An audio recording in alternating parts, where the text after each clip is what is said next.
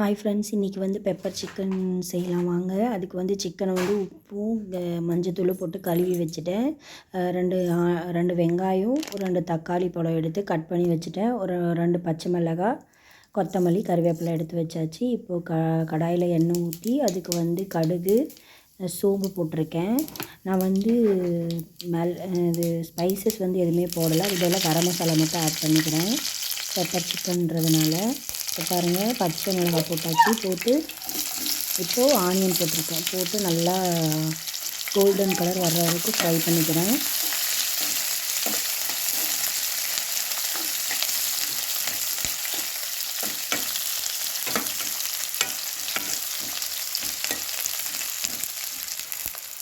இப்போது அதிலே கொஞ்சம் மஞ்சள் ஆட் பண்ணிக்கிறேன்.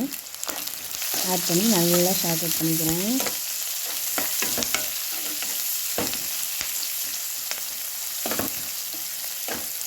நல்லா கோல்டன் கலர் வர அளவுக்கு ஃப்ரை பண்ணிக்கோங்க.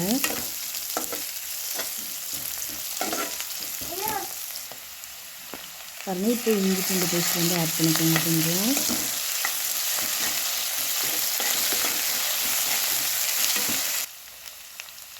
இப்போது மல்லித்தூள் கொஞ்சம், உப்பு கொஞ்சம் போட்டிருக்கேன்.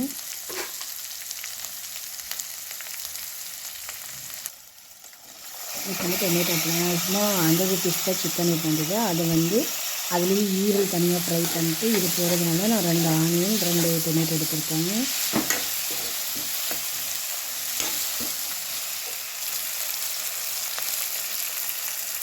இப்போ கரம் மசாலாவும் மிளகாத்தூளும் ஆட் பண்ணிக்கோங்க. நம்ம வீட்டில் இருக்கிற மிளகாத்தூள்.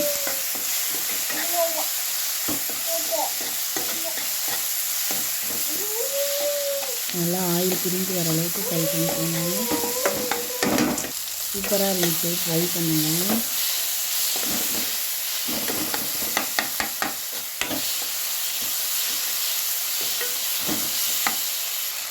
இப்போ வந்து சிக்கன் ஆட் பண்ணிக்கோங்க.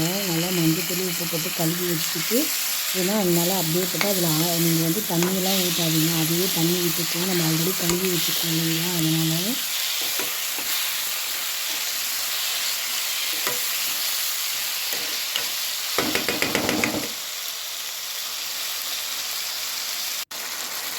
பாருங்கள், தண்ணியே நம்ம வீட்டில் அதுவாகவே தண்ணி பிரிஞ்சு வருது.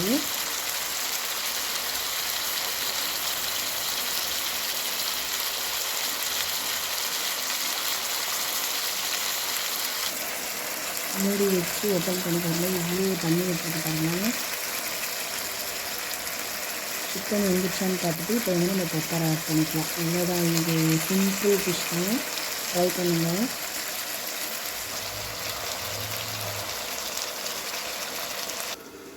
பாருங்கள், தனியாக ஈரல் எடுத்து வச்சுருக்கேன். அது வந்து தனியாக சும்மா உப்பு மிளகாத்தூள் மட்டும் போட்டு ஃப்ரை பண்ணுறதுக்காக. பாருங்கள், அதையும் சைடில் ஃப்ரை பண்ணிகிட்ருக்கேன். இப்போது சிக்கன் வந்து இந்த அளவுக்கு வெந்ததுக்கப்புறம் இப்போ நீங்கள் வந்து பெப்பர் ஆட் பண்ணிக்கோங்க. நல்லா நிறைய போட்டுக்கோங்க.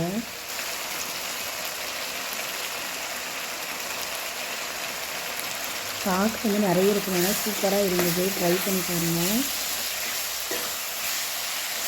நீங்கள் அது தக்காளி வந்து கம்மி பண்ணிக்கோங்க.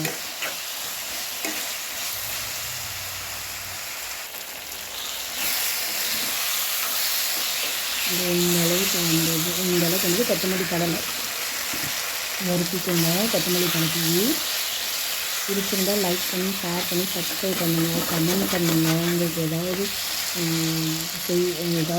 இந்த மாதிரி செய்கிறது ஏதாவது என்ன கமெண்ட் பண்ணுங்கள். ரெசிபி எனக்கு தெரிஞ்ச மாதிரி நான் போடுறேன்.